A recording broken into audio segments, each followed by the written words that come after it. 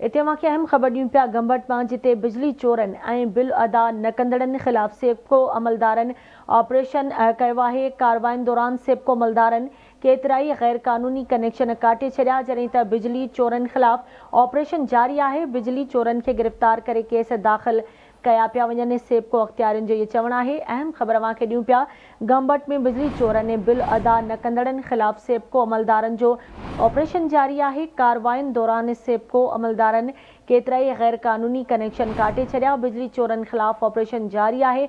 बिजली चोरनि खे गिरफ़्तार करे केस दाख़िल कया पिया वञनि। सेप्को अख़्तियारियुनि जो इहो चवणु आहे। ब्रेकिंग न्यूज़ आहे गंबट मां सां शेयर कयूं पिया। गंबट में बिजली चोरनि ऐं बिल अदा न कंदड़नि ख़िलाफ़ सेप्को अमलदारनि जो ऑपरेशन जारी आहे। कार्रवाईनि दौरान सेप्को अमलदारनि केतिराई गैर क़ानूनी कनेक्शन काटे छॾिया। बिजली चोरनि ख़िलाफ़ ऑपरेशन जारी आहे। बिजली चोरनि खे गिरफ़्तार करे केस दाख़िल कया पिया वञनि। सेप्को अख़्तियारियुनि जो चवणु आहे। गंबट में बिजली चोरनि ऐं बिल अदा न कंदड़नि ख़िलाफ़ सेप्को अमलदारनि जो ऑपरेशन जारी आहे। कार्रवाईनि दौरान सेप्को अमलदारनि केतिराई गैर क़ानूनी कनेक्शन काटे छॾिया आहिनि। सेप्को अख़्तियारियुनि जो चवणु आहे त बिजली चोरनि ख़िलाफ़ ऑपरेशन जारी आहे। बिजली चोरनि खे गिरफ़्तार करे केस दाख़िल कया पिया वञनि। तफ़सील मालूम कंदासीं गंबट मां आवाज़ जे रिपोर्टर किशोर कुमार खां। जी किशोर, कहिड़ा तफ़सील आहिनि, आगाह कजो।